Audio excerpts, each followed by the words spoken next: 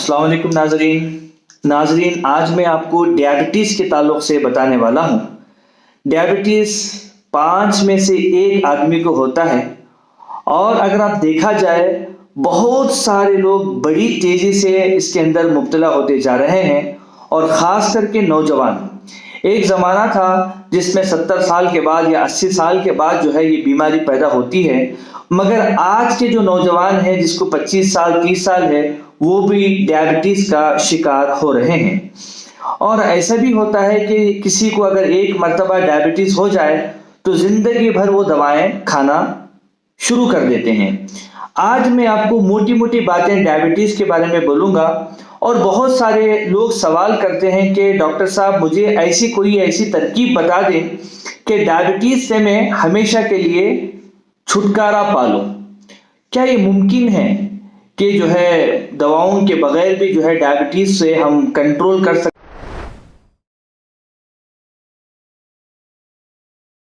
हैं अपनी शुगर को? तो हाँ, पहले हम बीमारी के बारे में जानना ज़रूरी है। सबसे पहले जो डायबिटीज़ जो वर्ड आया है ये ग्रीक वर्ड है। ग्रीक में जो है डियाबैनमो एक वर्ड आया है जिसके माने हैं खारिज होने के या निकल जाने के, यानी पेशाब में शुगर के खारिज होने को ग्रीक के अंदर डियाबैनमो कहा जाता है। तो इससे फिर वो जो है बाद में चल के डायबिटीज़ जो है नाम रखा गया। इसी तरीके से ये 2 किस्म का होता है, जैसे लोगों को ज़्यादा पता है क्योंकि जो डायबिटिक पेशेंट होते हैं वो खुद आधे डॉक्टर होकर रहते हैं इसके बारे में पढ़ के। तो डायबिटीज़ जो है इंसिपिडस के नाम से एक है जिसको टाइप 1 डायबिटीज़ कहते हैं, और दूसरा जो डायबिटीज़ है वो डायबिटीज़ मेलिटस है जिसको टाइप 2 डायबिटीज़ कहते हैं। अच्छा, इसके दरमियान में फ़र्क मैं आपको समझाता हूँ। जो डायबिटीज़ इंसिपिडस है इसके अंदर इंसुलिन खारिज ही नहीं होता, तो चैप्टर वहीं पर ख़त्म हो गया। मगर डायबिटीज़ मेलिटस के अंदर इंसुलिन खारिज होता है मगर सही मकदार में खारिज नहीं होता, और ये डायबिटीज़ जो है सही तौर पर इस्तेहाला ना होने की वजह से होता है। यानी इंसुलिन अगर पैदा भी हो जाए तो सही मकदार में वो सही जगह पे पहुंच नहीं पाती। तो ये दोनों के दरमियान में बेसिक फ़र्क है। अब यूनानी के कॉन्सेप्ट के हिसाब से ये एक मिजाज का बीमारी है, यानी जैसे हमारा यूनानी कॉन्सेप्ट है कि मिजाज होता है गर्म व खुश्क, सर्दो खुश्क और गर्मो तर। तो ये 4 मिजाज की खराबी की वजह से बीमारियां आती हैं। इसी तरीके से जो डायबिटीज़ इंसिपिडस है वो गर्म और खुश्क की वजह से आने वाली बीमारी है, और जो भी चीज़ें जो न्यूट्रिशन जो भी हम खाते हैं वो जला के ख़त्म कर देती है, जिसकी वजह से इंसान को सही तौर पर न्यूट्रिशन नहीं पहुंच पाती। इसी तरीके से जो डायबिटीज़ मेलिटस है जो बहुत ज़्यादा आम है सारे लोगों को, ये जो है सर्दो तर की वजह से होता है। ये जो है एक बारिद यानी सर्द जो है मिजाज के लोगों को होता है। तो यूनानी कॉन्सेप्ट के मुताबिक ये है कि गुर्दे जब बहुत ज़्यादा गर्म हो जाते हैं तो हमारे बीमारी के हमारे किडनी के अंदर जब खराबी पैदा हो जाती है तो ये जो डायबिटीज़ की बीमारी है डायबिटीज़ मेलिटस जो है पैदा होता है कि जो भी हम पानी पीते हैं वगैरह वगैरह वो इमीडिएटली गुर्दों को जाके इमीडिएटली वो यूरिन से खारिज हो जाता है, और इसकी वजह यह है कि गुर्दे गर्म हो जाना, और ये बीमारी का जो मिजाज है वो सर्द और तर है। इस वजह से मरीज को बार बार जो है पेशाब आता है और बेहद प्यास लगती है। इसी तरीके से अगर देखा जाए कि डायबिटीज़ मेलिटस को यूनानी में ज़ियाबिटिस शकरी भी कहते हैं, और डायबिटीज़ इंसिपिडस को ज़ियाबिटिस गैर शकरी, क्योंकि यूरिन के अंदर कभी कभी जो है ये शुगर निकलता है और दिखता है, इस वजह से उसका नाम ज़ियाबिटिस जो है शकरी भी रखा गया है। अब वो ये जो ग्लूकोज है, लोग कहते हैं कि डॉक्टर साहब आप मुझे ऐसी दवा दे दो कि मुझे जो है ग्लूकोज ही ना बने या जो है शुगर ही ना बने। या ऐसी कोई दवा बना दो जिसके अंदर मेरे बॉडी के अंदर शुगर ही ना हो।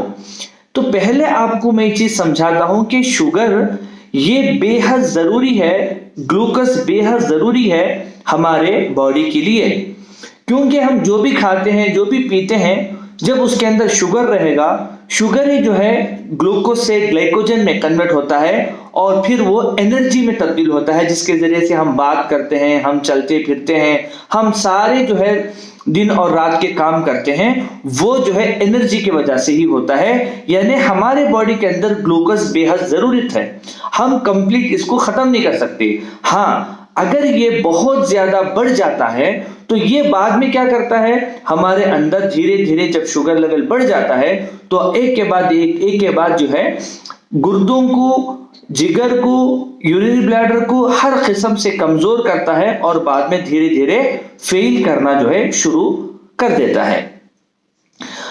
अब डायबिटीज होती कैसे है?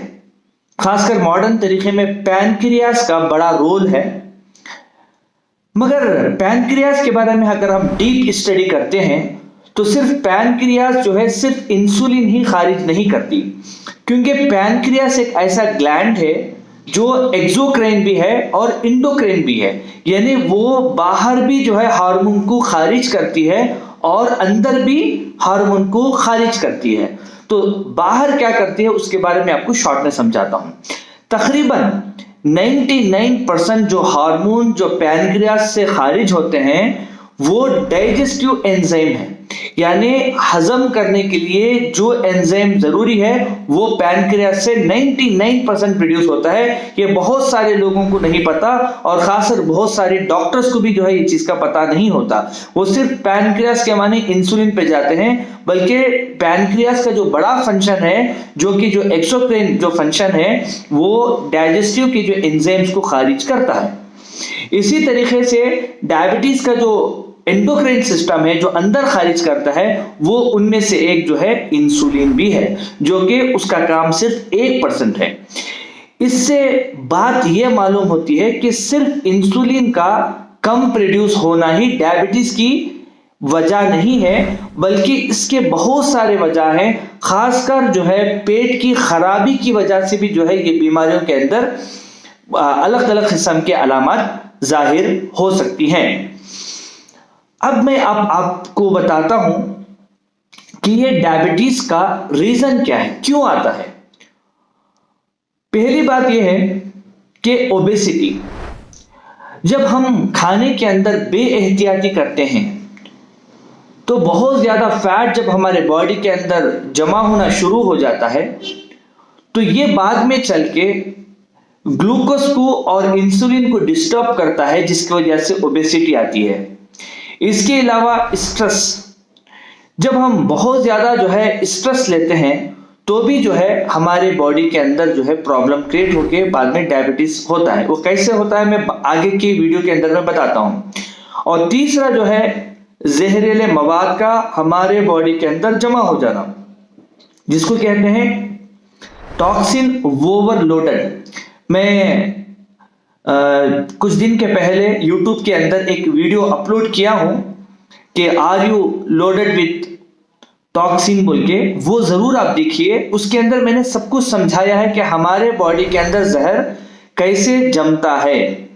इसके अलावा जो है न्यूट्रिशन की कमी, यानी गिजायत, सही मिकदार में गिजा नहीं खाना, तो भी जो है वो लोग डायबिटीज में मुब्तला होते हैं।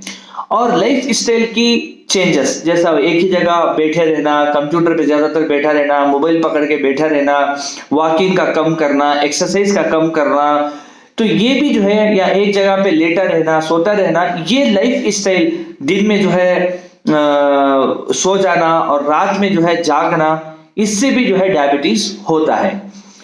कुछ औरतों को प्रेगनेंसी के अंदर जो है डायबिटीज आता है और डिलीवरी के बाद अल्हम्दुलिल्लाह वो ठीक भी हो जाता है, जिसको गैस्ट्रेशनल डायबिटीज कहते हैं।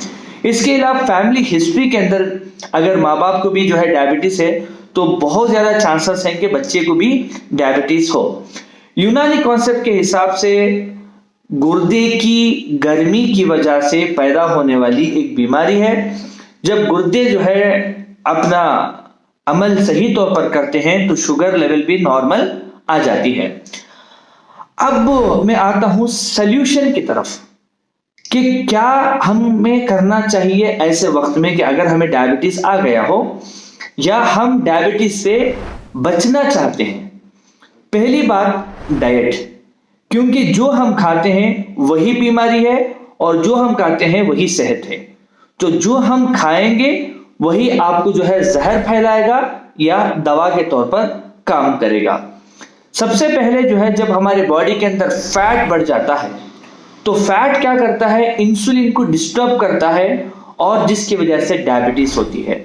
तो मेरी एक वीडियो मैंने अपलोड किया है ओबेसिटी और सॉल्यूशन के नाम पे, वो ओबेसिटी एंड सॉल्यूशन आप जरूर देखिए। 10 से 12 मिनट की वीडियो है जिसके अंदर हम अपना वजन कैसे कम कर सकते हैं, अपना फैट कैसे रिड्यूस कर सकते हैं, इसके बारे में मैंने डिटेल से कहा है। इसके अलावा जो है बैलेंस फूड या बैलेंस डाइट, यानी खाने पीने के अंदर जो है थोड़ा सा अपने आप को बैलेंस रखना पड़ेगा। ऐसा नहीं कि जो मिला जैसे भी मिला बस खा रहे हैं और उसके बाद जो है कई बीमारियों का शिकार हो जाते हैं। तो खाने के अंदर जो है फाइबर्स रिच फूड का इस्तेमाल करें, यानी ऐसे फूड का इस्तेमाल करें जिसके अंदर फाइबर्स अच्छे खासे मिकदार में मौजूद होते हों और कोशिश ये करें कि रॉ वेजिटेबल का इस्तेमाल करें। रॉ वेजिटेबल के माने समझो कि कोई भी चीज, चाहे ककड़ी हो, चाहे जो है अब गाजर खा रहे हो तो कोशिश ये करें कि रॉ खाएं, क्योंकि जब उसको आप पका के खाते हो तो इसकी जो अफादियत है, उसके जो फायदे हैं वो तकरीबन 50 to 70% कम हो जाते हैं, जिसकी वजह से जो है हमें न्यूट्रिएंट नहीं मिल पाते। दूसरी बात, कार्बोहाइड्रेट जिसके अंदर बहुत ज्यादा शुगर लेवल है वो हम कम कर दें, बिल्कुल बंद ना करें बल्कि कम करें। जैसे चावल है, पोटैटो है, ऑयली फूड है, स्टार्च फूड जिसको मतलब शक्कर बोलते हैं ना, तो ये जो चीजें कम करें।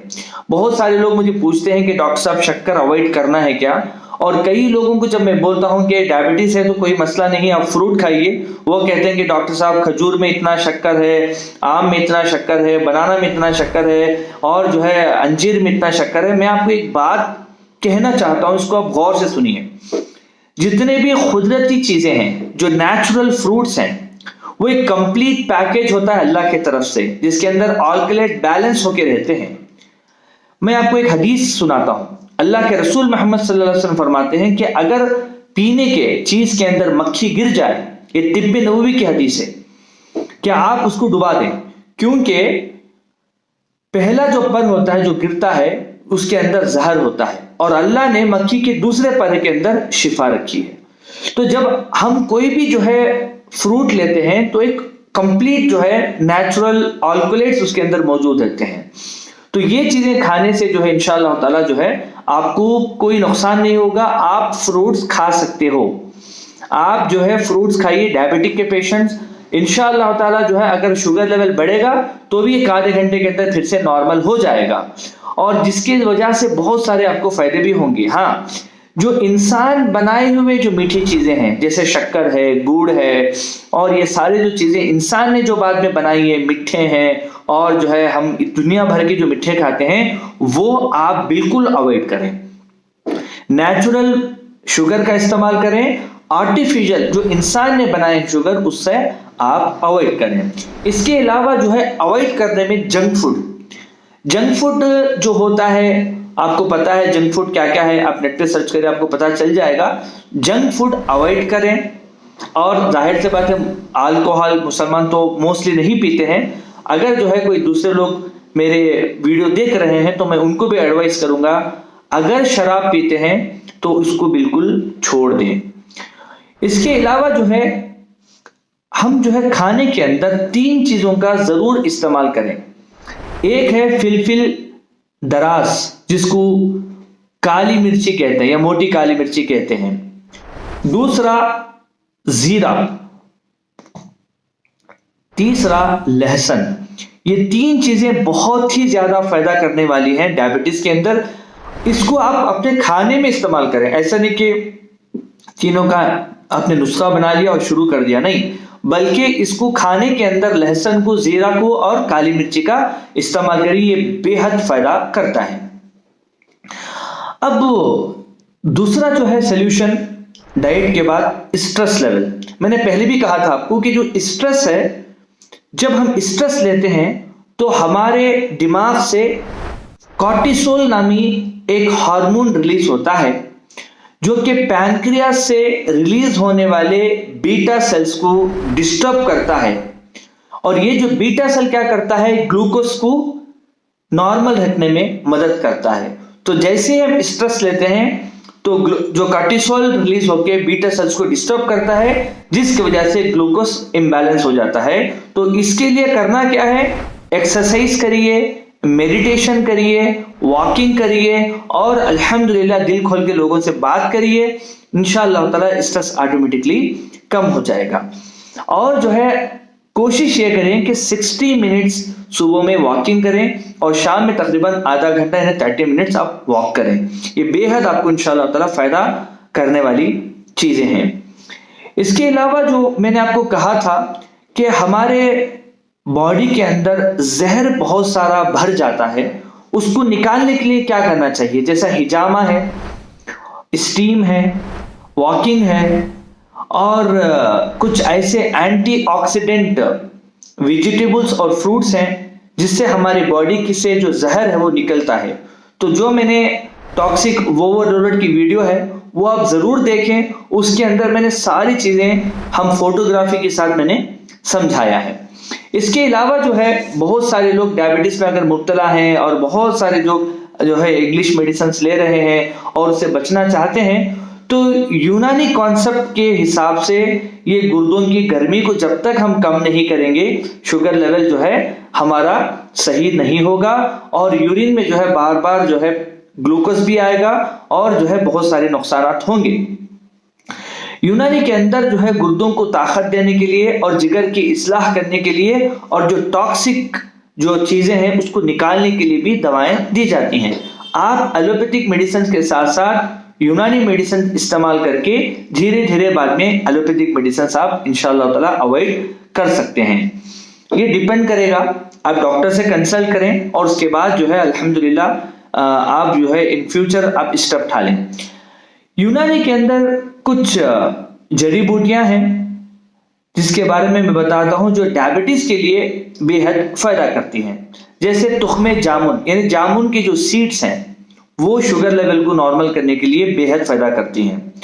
करेला, बरगी नीम यानी नीम के पत्ते, गुड़मार बूटी, इसी तरीके से सब्जी के बीज जिसको बैसिल सीड कहते हैं, बरगे कासनी यानी सफूफे कासनी के नाम पे भी मिलता है ये, कलौंजी, एलवा यानी जो एलोवेरा जिसको कहते हैं उसमें से मगज निकालते हैं, इसको एलवा कहते हैं, आंवला ये आपको पता है और सटीगिलो। तो ये तकरीबन 10 ऐसे जड़ी बूटियां हैं जो कि बेहद फायदा करती है डायबिटीज को नॉर्मल लाने के लिए भी और प्रिवेंशन के लिए भी, क्योंकि जिन लोगों को डायबिटीज होता है उनको कई किस्म के कॉम्प्लिकेशंस आना शुरू होते हैं। हालांकि शुगर लेवल नॉर्मल रहता है उसके बावजूद भी उसके कॉम्प्लिकेशंस आते हैं, जैसे आंखों की रोशनी में कमी हो जाना जिसको डायबिटिक रेटिनोपैथी कहते हैं, या कभी कभी जो है आंखों की जो रोशनी बिल्कुल कम हो जाती है। इसी तरीके से बाद में चल के डायबिटिक न्यूरोपैथी में तब्दील कर देता है। इन्हें बहुत सारा जो है रगों में दर्द होता है, जब शुगर बढ़ता है तो ऐसा चुभता है, खासकर ये शोल्डर पेन वगैरह। कई लोग ऐसे हमें शिकायत करते हैं और रोते हैं कि डॉक्टर साहब जब शुगर बढ़ता है तो ऐसा महसूस होता है कि ये हाथ को काट के रख दें, इतनी तकलीफ होती है रगों के अंदर सूजन होने की वजह से। ये डायबिटिक न्यूरोपैथी है। और ये जो पैरों के अंदर सुंद हो जाना, दर्द हो जाना, ये भी जो है डायबिटीज के नुकसान के अंदर आती हैं। इसी तरीके से डायबिटिक नेफ्रोपैथी यानी डायबिटीज की वजह से अगर आप कंटिन्यूसली 12-13 साल मेडिकेशन में रहेंगे और 12-13 साल जो है जो शुगर लेवल जो है फ्लक्चुएशन होता रहेगा, तो बाद में ये जो है हो सकता है कि किडनी फेलियर के अंदर मुब्तला कर दें। क्योंकि ज्यादातर मैं किडनी फेलियर पेशेंट को देखता हूं तो उसका असल रीजन डायबिटीज होता है। अब जब किडनी फेल होने के बाद आते हैं, बोले कि डॉक्टर साहब किडनी फेल हो गए, क्रिएटिनिन 10 चला गया, यूरिया 200 चला गया, तो मैं आपसे गुजारिश करूंगा कि यूनानी मेडिसिन पहले से ही ले लें जब आपकी किडनी सेफ है, तभी से जो है डायबिटीज के लिए। और अल्हम्दुलिल्लाह ये अगर मैंने जो बताए हैं अगर इस पे आप अमल करोगे तो इंशाल्लाह ज़रूर ये सब कुछ नॉर्मल हो सकता है। अगर कोई जो चाहते हैं कि प्रॉपर तरीके से यूनानी मेडिसिन लेके अपने आप को ठीक करना, तो इंशाअल्लाह ताला जो है आप डॉक्टर यासर यूनानी हर्बल हॉस्पिटल को कांटेक्ट कर सकते हैं, अपने रिपोर्ट भी भेज सकते हैं, हमें फ़ोन में भी बात कर सकते हैं, व्हाट्सएप पे भी आप मैसेज करके इंशाअल्लाह ताला अपने बारे में इल्म हासिल कर सकते हैं, अपनी बीमारी के बारे में बता सकते हैं। कि बस अल्लाह से दुआ है कि अल्लाह सुब्हानहू व तआला इस बीमारी से सबकी हिफाजत फरमाए और अल्लाह सुब्हानहू व तआला सबको सेहत और आफियत अता फरमाए। अस्सलामु अलैकुम व रहमतुल्लाहि व बरकातहू।